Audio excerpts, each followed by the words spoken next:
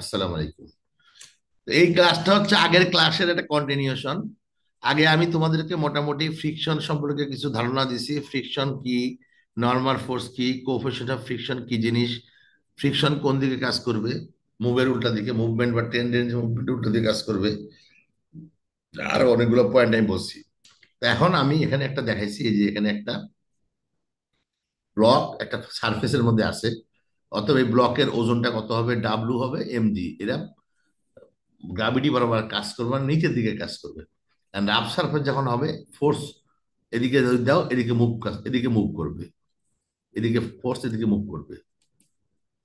তাহলে এদিকে যদি মুভ করে, নর্মাল ফোর্স কাজ করবে। হ্যাঁ, এবং নর্মাল ফোর্স কাজ perpendicular to the plane of surface. আর ফ্রিকশনাল ফোর্স কাজ করবে উল্টা দিকে, যেটা আমি আগেও বলছি তোমাদেরকে। মানে এটা এক কথাই হচ্ছে, একটার মধ্যে সমস্ত জিনিস আছে, নর্মাল ফোর্স, ফ্রিকশনাল ফোর্স। এবার এটা আমি নিব, এখন করাবো না। এরপরে আসো, ইনক্লাইন সারফেস দিব, তখন এই ইনক্লাইন সারফেসের এমজি কাজ করবে এই বরাবর, মানে ওয়েট। এবার এই বরাবর এমজি সাইন থিটা, আর এই বরাবর এমজি কস থিটা কাজ করবে। এইরকম একটা যদি থাকে, এক্সটার্নাল কোনো ফোর্স নাই, ইনক্লাইন সারফেসে আমার একটা ব্লক আছে, তাহলে কি হবে? এর এই যে এমজি কস থিটা হবে এন, আর এমজি সাইন থিটা হবে এফ, যদি কোনো এক্সটার্নাল ফোর্স না থাকে। এই যে ওয়েট আছে, ওয়েটের দুটা কম্পোনেন্ট দুটা সমান থাকবে। ফ্রি বডি থেকে তোমরা ভেরিয়েবল বুঝতে পারো, W is equal to MG sine theta, MG cos theta. F X করলে F is equal to MG, F মানে ফ্রিকশনাল ফোর্স, আর এন মানে নর্মাল ফোর্স। এটা কাজ করবে। এবং আমাদের প্লেনটা কিন্তু আমি দেখো এই প্লেন দেখাইছি, ইনক্লাইন একটা কোঅর্ডিনেট দিতে দেখাইছি, ইনক্লাইন্ড।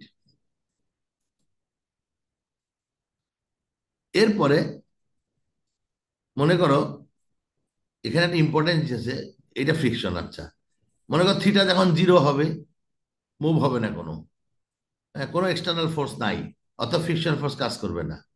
এখন থিটা একটু বাড়াই দিলাম, অল্প একটু বাড়াই দিলাম, তখন এদিকে MG sine theta, theta one দিলাম, আমি আর কি লিখছি। এটা লেস দ্যান ফাইভ। ফাইটা কি জিনিস? ফাই হচ্ছে ম্যাক্সিমাম অ্যাঙ্গেল, যে অ্যাঙ্গেলে এটা মুভ করা শুরু করবে, এইটাকে বলা হয় অ্যাঙ্গেল অফ ফ্রিকশন। থিটা একটু বাড়াইলাম, বাড়ায়ে আমার ফাইভ থেকে কম আছে, তাহলে এই অবস্থা হবে। আরেকটু বাড়াইলাম, তখনও একই হবে। আরেকটু বাড়ালাম, সবগুলো কিন্তু ফাইভ থেকে কম। আরেকটু বাড়ালাম, এটাও ফাইভ থেকে কম। আরেকটু বাড়ালাম, এটাও ফাইভ থেকে কম। এখন এমন একটা অ্যাঙ্গেল করলাম, এটা ফাইভ সমান। এরপরে বাড়াইতে গেলে এটা মুভ করবে। এইটাই হচ্ছে ম্যাক্সিমাম ফ্রিকশনাল ফোর্স এখানে কাজ করবে। এখানে নর্মাল, এইটার এই যে দুইটা আমি বললাম, এই দুইটা রেশিওটা সবসময় কনস্ট্যান্ট, এবং এটাকে বলা হয় কোএফিসিয়েন্ট অফ ফ্রিকশন। এখানে এইটাই হলো সেই ফাই। এখানেও ফাই বের হবে, এখানেও আরেকটা ফাই আছে, এই অ্যাঙ্গেলটাকে আমরা ফাই বা অ্যাঙ্গেল অফ ফ্রিকশন বলবো। এখন ফাইয়ের আরো কিছু বিষয় আছে। ফাইটা হচ্ছে angle of friction, angle report what ever, যে মুভ, যে এক্সটার্নাল ফোর্স ছাড়া যে অ্যাঙ্গেলে মুভের ঠিক আগের মুহূর্ত। এখন ফাইয়ের আরো কিছু বিষয় আছে, এইটা তো ফাই বললামই। এরপরে এইটাও ফাই, এইটা যদি ফাই হয় এটাও ফাই, জিওমেট্রি অনুযায়ী। আর এই যে ফ্রিকশনাল ফোর্স আর নর্মাল ফোর্স, এই দুইটার একটা রেজাল্টেন্ট যদি আমরা করি, ফ্রিকশনাল ফোর্স আর নর্মাল ফোর্সের রেজাল্টেন্ট যদি করি, এই রেজাল্টেন্ট বরাবর, মানে এই দুটা আমরা একটা ফোর্স, নর্মালের সঙ্গে যে অ্যাঙ্গেলটা হবে এটা ফাই হবে। তাহলে আমরা ফাই জিনিসটা কোথায় কোথায় পেলাম? একটা হচ্ছে আমরা পাইলাম হলো নর্মাল ভাবে, জোর করে একটা ব্লক যদি আমরা এমন একটা অ্যাঙ্গেলে ইনক্লাইন করি, যে অ্যাঙ্গেলে এটা মুভ করা শুরু করবে, মুভ করা শুরু করার আগের মুহূর্তে যে ইনক্লাইনেশন বা যে অ্যাঙ্গেলটা আমরা পাবো সেটাই ফাই। ফাই হচ্ছে অ্যাঙ্গেল অফ ফ্রিকশন, অথবা angle at which maximum friction force will develop, আর angle at which block will start moving downward. এটা কখন হবে? যখন কোনো এক্সটার্নাল ফোর্স থাকবে না, শুধু সেলফ ওয়েট থাকবে। এবং এই যে আর, এই যে আর, আর মানে রেজাল্টেন্ট রিয়াকশন না, কিন্তু এই যে রিয়াকশন যে আর, এই রিয়াকশন আর হবে সবসময় নর্মাল ফোর্সের সাথে 5 ডিগ্রি অ্যাঙ্গেলে করবে। তার মানে আমি যদি কোনো একটা অঙ্কের মধ্যে যদি তোমাদেরকে নর্মাল ফোর্স বা ফ্রিকশনাল ফোর্স দিয়ে দিই, মানে frictional force, normal force, phi যে কোনো একটা দিয়ে দিই অথবা অ্যাঙ্গেল দিয়ে দিই, তাহলে তোমরা কিন্তু ভেরিয়েবল তোমরা পায়ে যাবা, একটা থেকে একটা পায়ে যাবে। এখানে আমি খেয়াল করে একটা জিনিস, এফএস বা N FS, coefficient of friction বলে এটাকে। এখন যদি এটা ভাগ করি আমরা, দেখো MG sine theta, MG cos theta মানে ট্যান ফাই হবে, এই দুটোর অনুপাত হবে ট্যান ফাই। আমরা যদি এফএস বা এন আমরা বললাম যে এটা কনস্ট্যান্ট একটা, তাহলে এইটা এইটা এটা কাটাকাটি করলে কিন্তু ট্যান ফাই হবে। তার মানে এফএস অ্যাকচুয়ালি ট্যান ফাই এর সমান। তার মানে আমরা যদি ফাই বের করতে পারি, এই ফাইটা যদি বের করতে পারি, অথবা আমরা যদি এফএস এর মানটা জানি, তাহলে ট্যান ইনভার্স দিয়ে আমরা এই ফাইয়ের মানও বের করতে। তার মানে এই যে ফর্মুলাগুলো আছে এইটা দিয়ে অঙ্কগুলো করবো আমরা। এফএস বাই বড় এফএস বাই এন হচ্ছে স্মল এফএস, মানে ফ্রিকশনাল ফোর্স বাই নর্মাল ফোর্সের অনুপাত হচ্ছে কোফিশিয়েন্ট অফ ফ্রিকশন, অর্থাৎ বজ্র গুণন করলে ফ্রিকশনাল ফোর্স হচ্ছে কোফিশিয়েন্ট ফ্রিকশন ইন্টু এন। আবার ওই ফ্রিকশনাল কোফিশিয়েন্টটা ট্যান ফাই, ফাই যেগুলো ট্যান ইনভার্স এফএস, মানে এটা হচ্ছে একটা ত্রিকোণমিতিক বিভিন্ন রিলেশন, তোমরা অবশ্যই এটা জানো বা বুঝতেছো। এখন আসো, এই যে রেজাল্টের কথা বললাম আমি, যে এইটা ফাই ফাই ফাই দিজার এটসেট্রা, এটা বলে ফেলছি আমি। এখন মনে করো আমি একটা রিয়াকশন, এখানে একটা পি একটা ফোর্স দিলাম, এতক্ষণ মধ্যে কোন ফোর্স ছিল না কিন্তু এক্সটার্নাল, পি দিয়ে একটা ফোর্স দিলাম যার অ্যাঙ্গেল আলফা। এখন কি হবে, এই ক্ষেত্রে কি হবে? এই ক্ষেত্রে দুইটা মাত্র ফোর্স থাকবে, একটা পি আর একটা সেলফ ওয়েট। তাহলে পি এর একটা কম্পোনেন্ট এদিকে আসবে এবং পি এর একটা কম্পোনেন্ট উপরের দিকে চলে যাবে। তখন কিন্তু এন এবং এফ এস তোমরা বের করতে পারবা।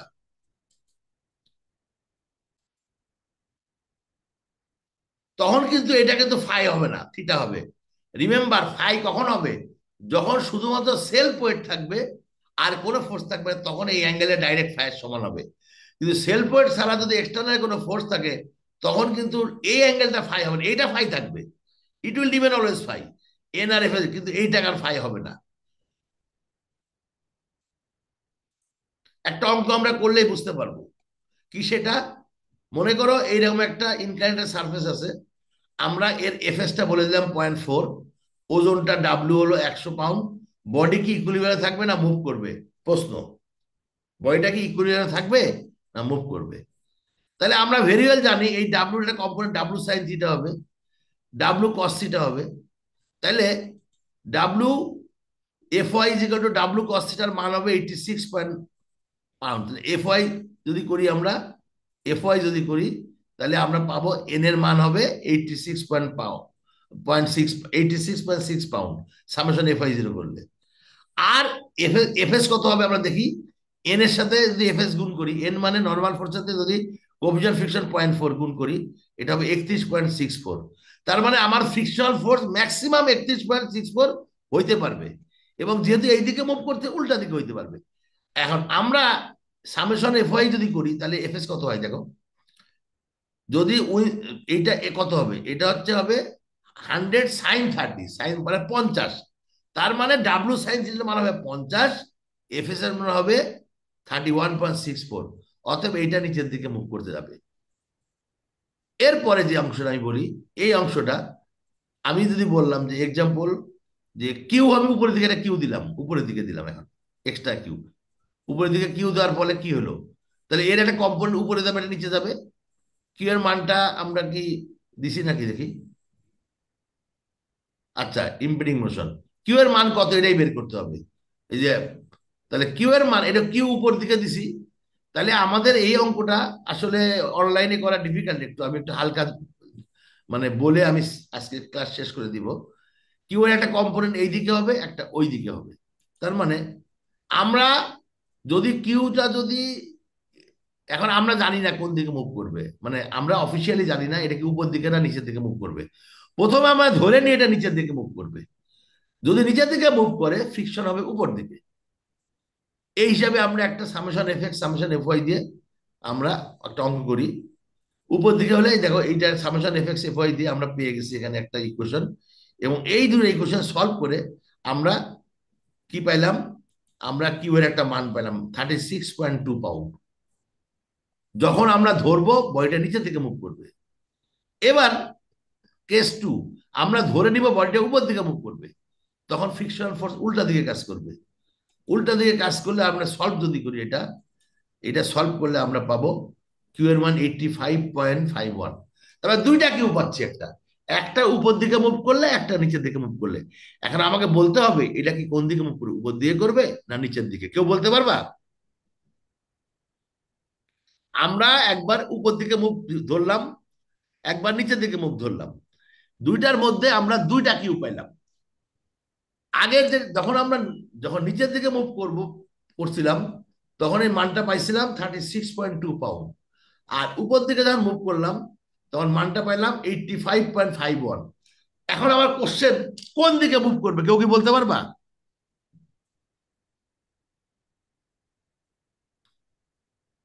এনিবডি?